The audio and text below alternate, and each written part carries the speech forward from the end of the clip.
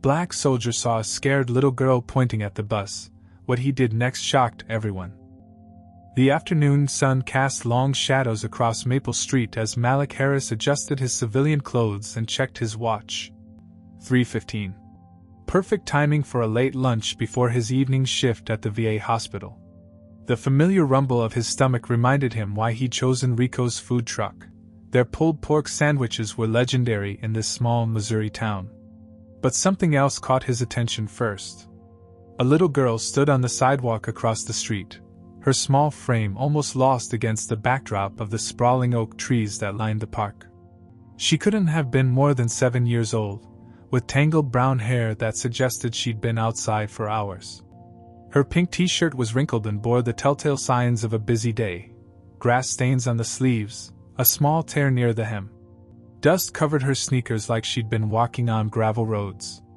What struck Malik most wasn't her appearance, though. It was what she was doing.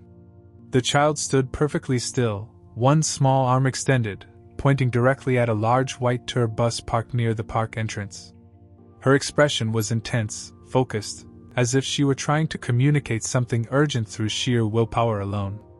In her other hand, she clutched a handmade cardboard sign that read, "Lemonade 50 cents, in uneven purple crayon letters. Malik paused his approach to the food truck. Something about the scene felt off. The girl's posture was rigid with determination, but her face showed clear distress. Her lips were pressed into a thin line, and even from across the street, he could see the way her shoulders trembled slightly. "1 pulled pork, extra sauce," he called to Rico, never taking his eyes off the little girl.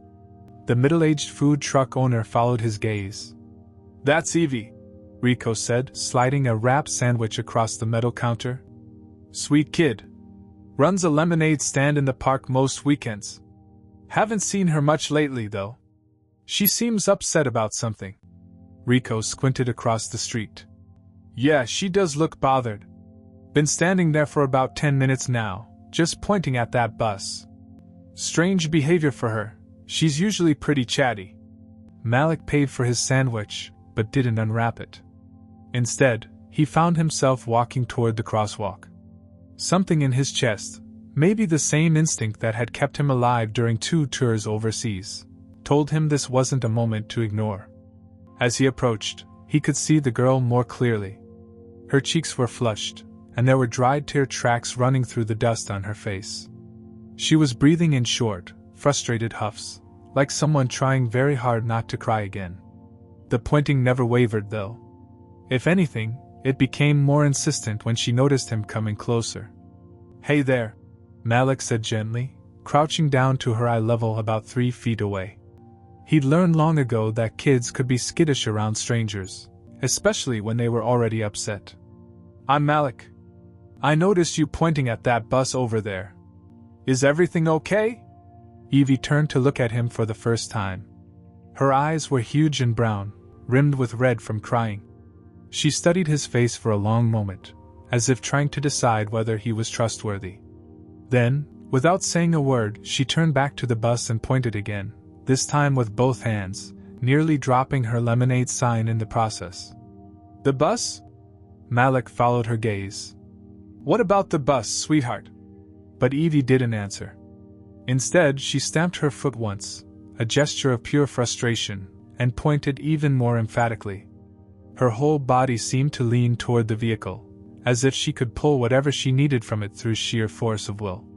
Malik sat back on his heels, studying both the girl and the bus. The vehicle looked ordinary enough, white with blue lettering that read, "Scenic Routes Tours." Through the large windows, he could see rows of empty seats. The engine wasn't running, but the door was still open, suggesting the driver was probably taking a break before the next departure.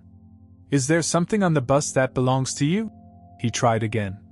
This time, Evie nodded vigorously, relief flooding her features at finally being understood. She clutched her lemonade sign tighter and pointed once more, then looked up at Malik with such hope in her eyes that it made his chest tight. By now, a small crowd had begun to gather. Rico had left his truck to see what was happening. A couple walking their dog stopped to watch. 2 teenagers on bikes pulled over, curious about the unusual scene of a soldier talking to a distraught little girl who wouldn't stop pointing. "She's been doing that for a while now," offered the woman with the dog. "Poor little thing seems really worked up about something. Anyone know where her parents are?" Malik asked, looking around. "Her mom works at the diner down the street," Rico replied. "Single mother. Works double shifts most days. Evie's pretty independent for her age. Has to be, I guess." Malik felt a familiar pang in his chest. He knew something about having to grow up fast, about taking care of yourself when the adults in your life were stretched too thin. He turned back to Evie, who was now watching him with a mixture of desperation and hope. "Okay, sweetheart," he said, standing up slowly. "Let's go see what's on that bus that's got you so worried." The relief that washed over Evie's face was immediate and profound. She nodded so enthusiastically that her tangled hair bounced, and for the first time since he noticed her, she smiled, just a small one, but genuine. As they walked toward the crosswalk together, Malik couldn't shake the feeling that this moment was bigger than it appeared. The way the afternoon light caught the determination in this little girl's eyes, the careful way she held her handmade sign, the absolute certainty in her pointing, it all suggested that whatever was on that bus meant everything to her. The small crowd followed at a respectful distance, their curiosity piqued by the unfolding drama. Even the tour bus driver, a gray-haired man in a company polo shirt, had noticed the commotion and stood in the doorway of his vehicle, waiting to see what would happen next. "Don't worry," Malik said quietly to Evie as they reached the other side of the street. "We'll figure this out together." But as they approached the bus, he wondered what exactly they were about to discover, and why the sight of a 7-year-old girl's unwavering determination was making his soldier's instincts hum with the sense that this afternoon was about to become something none of them would ever forget. "Excuse me, sir," Malik called to the bus driver, who was leaning against the vehicle's entrance with a thermos of coffee in his hands. "This young lady seems to think she left something on your bus. Would it be possible for us to take a quick look?" The driver, whose name tag read Frank, looked down at Evie with kind eyes. "Oh, you're the little one with the lemonade stand. I remember you from last weekend." He glanced at his watch and frowned. "I'm supposed to depart in about 15 minutes for the evening scenic route, but I suppose we can spare a few minutes. What did you lose, sweetheart?" Evie looked up at Frank and then at Malik, her mouth opening and closing like she wanted to speak but couldn't find the words. Instead, she simply pointed toward the back of the bus with even more urgency than before. "She hasn't said much," Malik explained. "But whatever it is seems really important to her." Frank shrugged good-naturedly. "Well, climb aboard then. Let's see what we can find." The bus smelled like cleaning solution and worn fabric, with undertones of the hundreds of tourists who had passed through over the years. Evie immediately headed toward the back, weaving between the empty rows of blue and gray seats with the confidence of someone who knew exactly where she was going. Malik followed, noting how the afternoon sun streaming through the tinted windows cast everything in a golden hue. The gathered crowd pressed against the bus windows from outside, their faces curious and concerned as they watched the search unfold. "There," Evie said suddenly, the first word Malik had heard her speak. Her voice was small but clear, and she was pointing underneath the very last seat on the left side. Malik knelt down and peered into the shadows beneath the bench seat. At first, he didn't see anything. Then his eyes adjusted, and he spotted it, a brown paper bag, crumpled and slightly flattened, wedged against the back wall of the bus. "Is this what you're looking for?" he asked, carefully extracting the bag. Evie's entire face transformed. The worry lines around her eyes disappeared, her shoulders dropped with relief, and she actually clapped her hands together once, bouncing on her toes. It was like watching the sun come out from behind storm clouds. But Malik's attention was caught by what was written on the bag. In pink marker, in the careful, uneven letters of a child's handwriting, it read, "For Mommy, do not touch." "This is yours?" he asked gently. Evie nodded vigorously, reaching for the bag with trembling hands. But instead of just handing it over, Malik found himself curious about what could be so important. The bag was heavier than expected, and something rattled inside when he moved it. "What's in here, if you don't mind me asking?" For a moment, Evie hesitated. Then, as if making a difficult decision, she carefully opened the top of the bag and tilted it toward him. Inside was a small plastic cash box, the kind used for garage sales, decorated with flower stickers that were starting to peel at the edges. Through the clear lid, Malik could see it was filled with coins and crumpled dollar bills. Nestled beside the cash box was a homemade birthday card, folded from construction paper and covered in crayon drawings of hearts and flowers. "It's for your mom's birthday?" Malik asked softly. "Tomorrow," Evie whispered, her voice barely audible. "I've been saving all summer. Every Saturday and Sunday, I set up my lemonade stand right there in the park." She pointed through the bus window toward a shaded spot near the playground. 50 cents a cup. Sometimes people give me extra." Malik felt something heavy settle in his chest as he began to understand. This wasn't just loose change or allowance money. This was the result of a 7-year-old girl spending her entire summer working, cup by cup, quarter by quarter, saving every penny for her mother. "How much is in here?" he asked. $47.35, Evie said immediately, with the precision of someone who had counted every coin multiple times. "There's a necklace at Mrs. Peterson's craft booth that costs $45. It has a heart pendant with a little diamond chip. Mom stopped to look at it last month when we walked through the farmer's market, and she said it was the prettiest thing she'd ever seen." The picture was becoming clearer now. Through the bus window, Malik could see the crowd had grown larger. Rico was there, along with several other locals and what appeared to be tourists from other buses. Everyone seemed invested in this small drama playing out before them. "So you were on this bus earlier?" Malik asked. Evie nodded, looking embarrassed. "I rode the morning scenic tour. I thought it would be fun, and I had enough saved up for the ticket and the necklace. But when I got off, I forgot my bag under the seat." Her lower lip trembled slightly. "I didn't realize until I got home for lunch. When I came back, the bus was gone for the afternoon tour. I've been waiting here for hours for it to come back." "And you couldn't just tell someone what was wrong?" "I was scared they wouldn't believe me, or they'd think I was lying about the money," she admitted. "Kids aren't supposed to have that much money, right? I thought maybe they'd take it away or call the police or something." Frank, who had been listening from the front of the bus, called back to them. "Young lady, I remember you now. You were so polite during the tour, asking questions about all the historical sites. I should have checked the bus more carefully before the afternoon run." As they prepared to leave the bus, Evie clutching her precious bag, Malik noticed something in her expression had changed. The relief was still there, but now there was something else, a kind of thoughtful excitement, as if an idea was forming. "Mr. Malik," she said quietly as they stepped off the bus. Do you think there might be a way to make this even more special for Mom?" The question caught him off guard, but as he looked down at this remarkable little girl, who had spent her entire summer earning money one cup of lemonade at a time, Malik found himself smiling. "What did you have in mind, sweetheart?" The moment they stepped off the bus, the small crowd that had gathered began to buzz with excitement.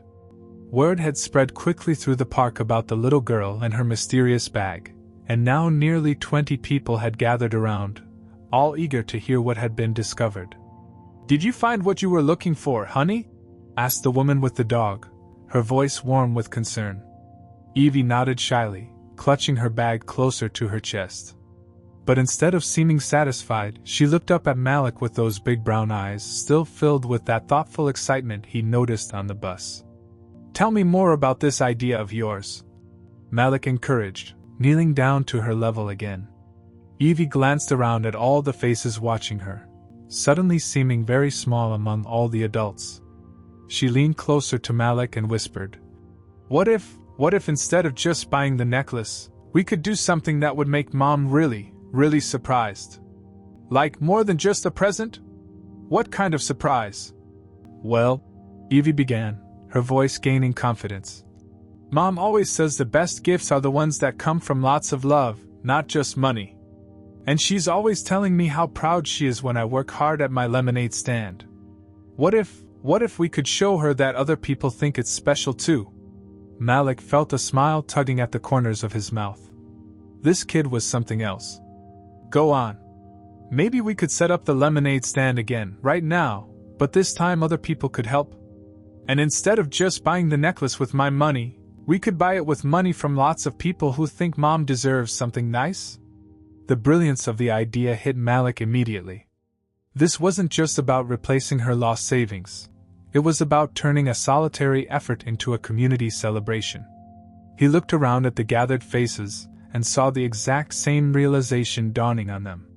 That, he said slowly, is the most thoughtful idea I've heard in a long time.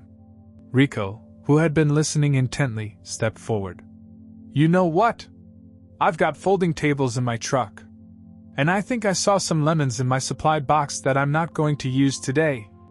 I have poster board in my car, offered one of the tourists, a middle-aged woman with a camera around her neck.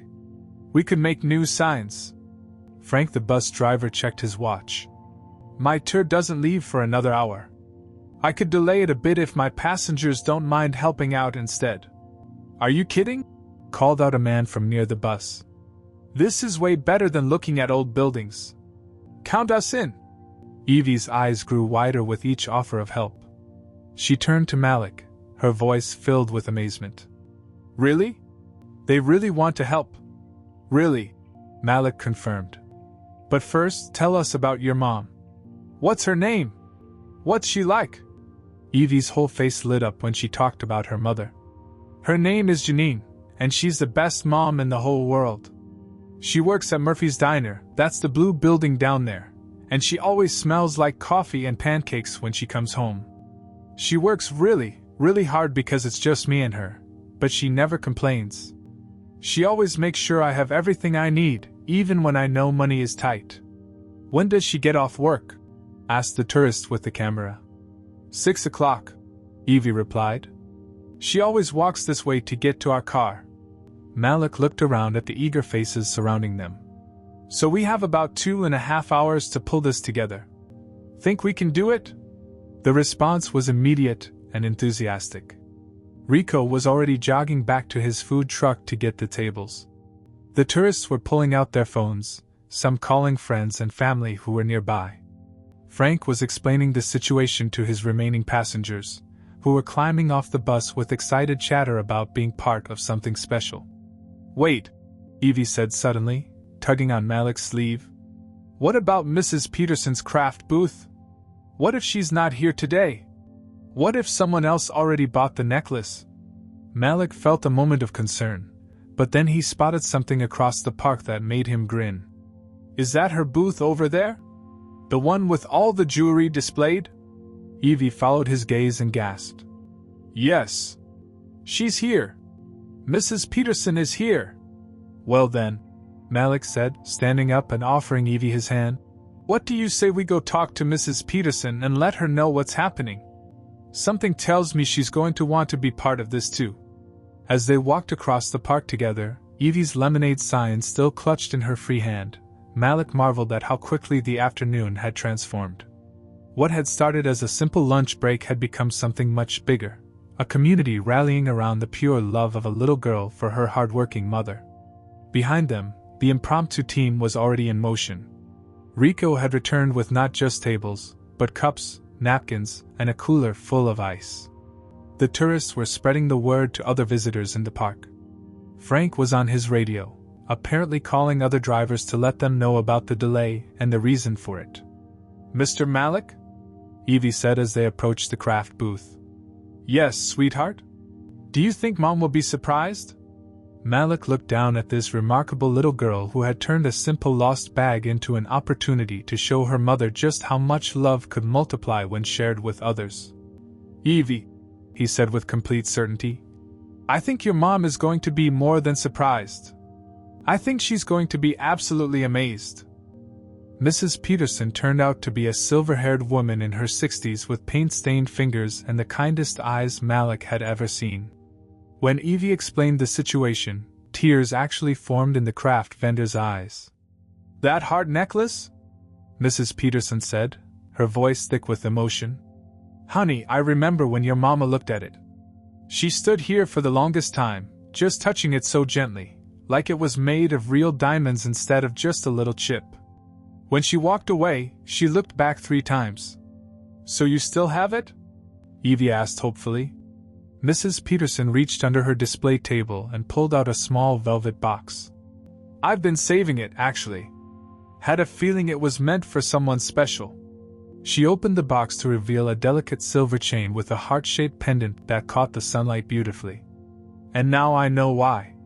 By the time they returned to the park area, the transformation was already underway. Rico hadn't just brought 1 table. He'd brought 3, along with a red and white checkered tablecloth that made the whole setup look professional and inviting. The tourist with the camera, who introduced herself as Margaret from Ohio, had created beautiful hand-lettered signs that read, "Help Evie surprise her mom," and "Fresh lemonade for a special birthday." But the real magic was in the details that kept appearing. Frank had strung battery-powered lights between 2 trees, creating a festive atmosphere. Someone had brought a bouquet of wildflowers picked from around the park.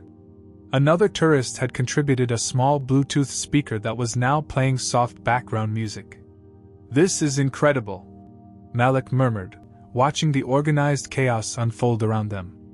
Evie was practically vibrating with excitement. "It's like a real party. Mom's going to think it's a dream." The lemonade operation itself was more elaborate than anything Evie had ever managed on her own. Rico had contributed fresh lemons, sugar, and ice. Margaret had found paper cups with cheerful yellow designs. Frank had even managed to procure a large glass dispenser that made the lemonade look elegant and professional. "Okay, everyone," Malik called out, checking his watch. It was 4:30, an hour and a half until Janine's shift ended. "Let's talk strategy. This isn't just a lemonade stand anymore. This is Operation Birthday Surprise." The gathered crowd, which had grown to nearly 30 people, including several families with children who had heard about what was happening, gathered around eagerly. "First," Malik continued, "we need to make sure Janine doesn't see this setup before 6 o'clock. Rico, your food truck blocks the view from the diner perfectly. Can you stay positioned there?" "Absolutely." Rico grinned. "I'll keep watch and signal when she's coming. Second, we need to make this feel special, not like charity. Evie, this is your show. You're the boss here, okay? Everyone else is just helping your vision come to life." Evie nodded solemnly, understanding the importance of what he was saying. Third, Malik looked around at all the eager faces. "We need to raise enough money not just for the necklace, but to make this birthday truly memorable. Mrs. Peterson, what would you say to expanding this beyond just the necklace?" The craft vendor's eyes twinkled. "I might have a few more items that would make a lovely birthday package. Some earrings that match the necklace, maybe a little jewelry box." "Perfect. Now, here's the twist that's going to make this really special." Malik pulled out his phone and showed them something he'd been working on while they were setting up. "I've created a digital sign-up sheet. Everyone who contributes today gets to write a little birthday message for Janine. We're going to compile them into a book that Evie can give her along with everything else." Margaret clapped her hands together. "Oh, that's wonderful. A whole book of birthday wishes from strangers who were inspired by her daughter's love. But here's the best part," Malik continued, his voice growing more excited. "Frank, how many people usually take your evening scenic tour?" "About 40 on a good day," Frank replied. "And what if, instead of the usual route, you made a special stop here at exactly 6:15? What if tonight's scenic tour became a birthday parade for Janine?" The implications hit everyone at once. Frank's eyes widened. "You mean, bring a whole bus full of tourists to join the celebration? Why not? It's the most beautiful sight they'll see all day." Evie was staring at Malik with something close to awe. "A parade? For Mom? Not just a parade, sweetheart. A celebration of what happens when one person's love inspires a whole community." The next hour passed in a blur of activity. The lemonade was flowing steadily, with people paying far more than the suggested 50 cents per cup. Children who had been dragged to the park by their parents were now enthusiastically helping to serve drinks and collect donations. Teenagers were taking photos and videos, posting about the sweetest thing happening in the park right now on their social media. The birthday message book was growing thick with contributions. A businessman in a suit wrote about being reminded of his own daughter's kindness. An elderly couple shared memories of their own humble beginnings. A young mother wrote about hoping to raise her children to be as thoughtful as Evie. By 5:45, they had raised over $200. "Time to get into position, everyone," Rico called out from his lookout post. "I can see Janine through the diner window. She's starting to clean up for the end of her shift." Malik looked around at what they had created in just over an hour. It was more than a lemonade stand. It was a testament to what could happen when people chose to be part of something beautiful instead of just walking by. "Evie," he said, kneeling down beside her one more time. "Are you ready to give your mom the best birthday surprise of her life?" Evie nodded, clutching the velvet box with the necklace and the thick book of birthday messages. "I'm ready, Mr. Malik. Thank you for helping me make it perfect." As Frank's tour bus pulled up and 40 curious passengers began climbing out to join the celebration, Malik realized that this little girl had taught him something profound about the power of love to transform not just moments, but entire communities. The surprise was about to begin. At exactly 6:02 p.m., Rico's voice cut through the excited chatter of the crowd. "She's coming out! Janine just left the diner!" The transformation was immediate and breathtaking. Nearly 70 people, locals, tourists, families, teenagers, elderly couples, all moved into position with the precision of a well-rehearsed flash mob. The lemonade stand gleamed under Frank's string lights, the wildflower bouquets added splashes of color, and the handmade signs fluttered gently in the evening breeze. Malik positioned himself behind Evie, his hands on her small shoulders for support. She was trembling with excitement, clutching the velvet jewelry box in one hand and the thick book of birthday messages in the other. Her original lemonade sign, the one that had started it all, was propped prominently at the front of the display.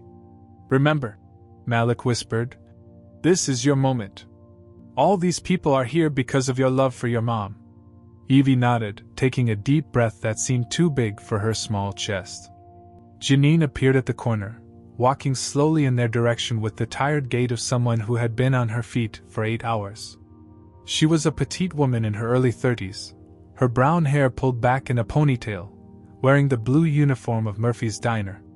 Even from a distance, Malik could see the exhaustion in her posture, but also something else. There was a gentleness in the way she moved, a quiet dignity that spoke of someone who faced life's challenges with grace. She was looking down at her phone, probably checking messages, completely unaware of the small army of people waiting for her. "No," Rico called softly.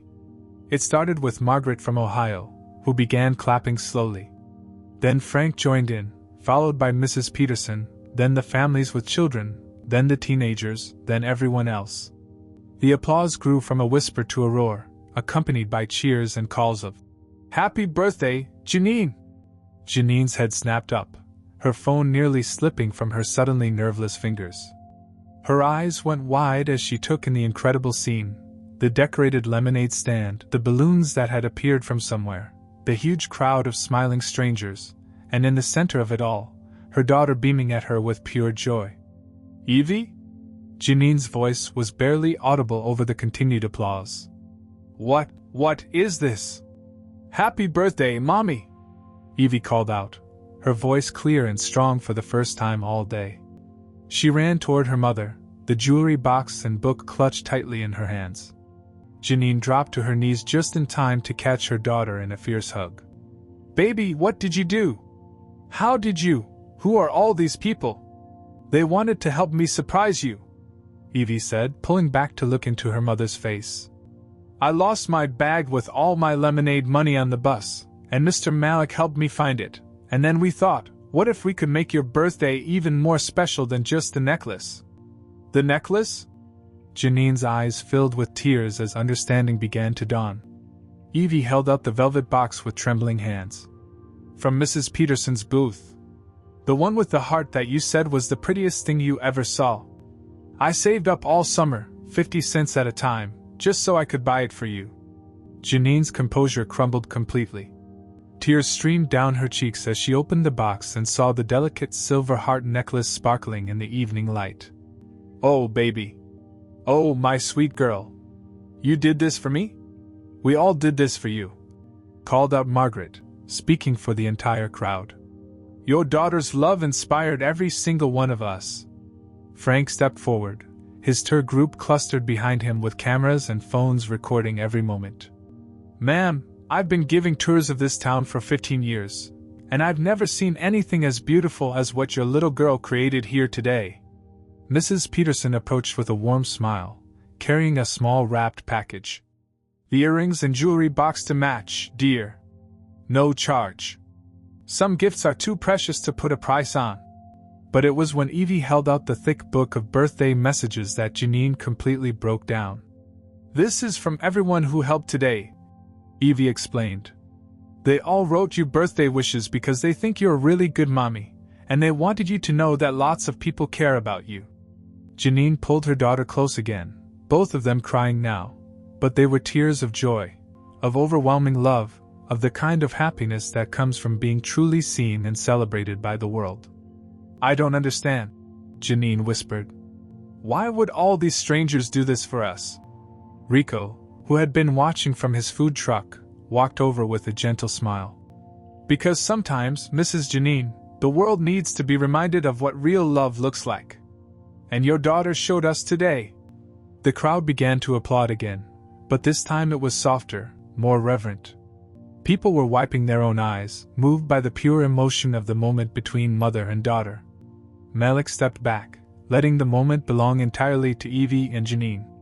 He watched as Janine carefully fastened the necklace around her neck, as she flipped through page after page of heartfelt messages from strangers, as she looked around at the sea of smiling faces with wonder and gratitude.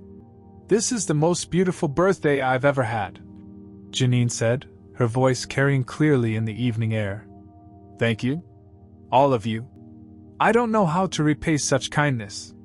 You don't repay it, called out an elderly man from Frank's tour group. You just keep being the kind of mother who raises a child like Evie. That's gift enough for all of us. As mother and daughter stood together in the center of their impromptu celebration, surrounded by the love of an entire community, Malik felt something settle deep in his chest, a sense of completeness he hadn't felt since coming home from overseas. This was what he'd been fighting for all along. Not just freedom or safety, but moments like this. Moments when strangers chose to be family, when love multiplied instead of divided, when a little girl's pure heart could transform an ordinary Tuesday evening into something that would be remembered forever. An hour later, as the golden hour light began to fade into the soft purple of twilight, the celebration had evolved into something even more magical. What had started as a surprise had become an impromptu community festival. Families had spread blankets on the grass, Frank's tour passengers had decided to extend their stay in town for the night, and local businesses had begun contributing food and drinks to keep the party going. Malik found himself sitting on a weathered park bench, watching the scene unfold with a sense of profound contentment. Evie and Janine were at the center of it all, surrounded by new friends who had become family in the span of a single afternoon. The little girl who had stood silent and desperate just hours ago was now chattering excitedly, explaining to anyone who would listen how she had saved up 50 cents at a time, every single weekend. You know, came a familiar voice. In all my years running tours, I've never seen anything quite like this. Malik looked up to see Frank approaching, carrying 2 cups of what appeared to be the famous lemonade. The bus driver settled onto the bench beside him with a satisfied sigh. Margaret from Ohio insisted I bring you this, Frank continued, offering one of the cups. She said, and I quote, "That soldier deserves the first toast to what happened here today." Malik accepted the cup, noting how the simple plastic container felt somehow significant in his hands. The lemonade was perfectly balanced, sweet and tart, cold and refreshing. But more than that, it tasted like possibility. like the kind of simple pleasure that reminded you why life was worth living. You know what the funny thing is? Frank continued, gesturing toward where Evie was now teaching some of the younger tourist children how to properly mix lemonade. That little girl thinks we all helped her. But the truth is, she's the one who helped us. Malik nodded, understanding exactly what Frank meant. She reminded us who we want to be. Exactly. Frank took a sip of his lemonade and chuckled. I've got passengers asking if we can make this a regular stop on the tour route. The Heart of Humanity Park, one of them called it. As if what happened here today could be scheduled and repeated. Maybe it can't be scheduled, Malik said thoughtfully. But maybe it doesn't need to be. Maybe it's already happening, all around us, every day. We just don't always stop to notice. Across the park, he could see Janine having an animated conversation with Mrs. Peterson, the silver heart necklace catching the last rays of sunlight as she gestured. Rico was showing Evie how to calculate profits and losses, turning the day's success into an impromptu math lesson. Margaret from Ohio was interviewing families for what she'd announced would be a travel blog post titled, "The Most Beautiful Thing I've Ever Seen." You thinking about heading out soon? Frank asked. Malik checked his watch. It was nearly 8 p.m., and he still had his evening shift at the VA hospital. But somehow, the idea of leaving felt impossible. How do you walk away from a miracle in progress? I should, he admitted. But it's hard to leave something like this. I get it. Though I have a feeling this isn't really ending, you know? Look around. People are exchanging phone numbers, making plans to meet up again. That businessman over there is talking about sponsoring Evie's lemonade stand as a regular weekend fixture. Mrs. Peterson is already planning a whole jewelry line inspired by mother-daughter love. Frank was right. What had started as a single afternoon was clearly becoming something larger, more permanent. The connections made here would ripple outward, creating new possibilities and new moments of unexpected kindness. Mr. Malik! Both men turned to see Evie running toward them, her face flushed with happiness and her original lemonade sign tucked under her arm like a treasured artifact. Are you leaving? She asked, slightly out of breath. I have to work tonight, sweetheart. But I wouldn't have missed this for anything.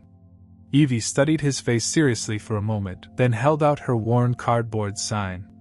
I want you to have this. To remember today. Malik felt his throat tighten unexpectedly.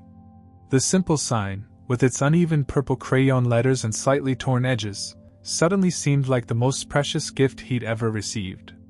Are you sure? This is where it all started. That's exactly why you should have it, Evie said with the wisdom that sometimes emerges from children when you least expect it. Because you helped me understand that the best things happen when people help each other. And maybe someday, you'll see someone who needs help, and you'll remember about the lemonade, and you'll know what to do. As Malik carefully took the sign, he realized that Evie had just articulated something profound about the nature of kindness, how it moves from person to person, moment to moment, creating an endless chain of possibility. Thank you, Evie, for everything you taught me today. Standing up from the bench, Malik raised his cup of lemonade toward the celebrations still in full swing around them. Frank joined him, lifting his own cup in solidarity. To lemonade, Malik said quietly, but loud enough for Frank to hear. To lemonade, Frank agreed, and they both drank deeply. As Malik walked toward his car, Evie's sign carefully tucked under his arm, he could hear the laughter and conversation continuing behind him. Tomorrow, this park would return to normal. The tour bus would resume its regular route, Rico would serve different customers, and Mrs. Peterson would display new jewelry. But something fundamental had changed. In the space of a single afternoon, a scared little girl pointing at a bus had reminded an entire community that love, when shared freely, doesn't divide, it multiplies.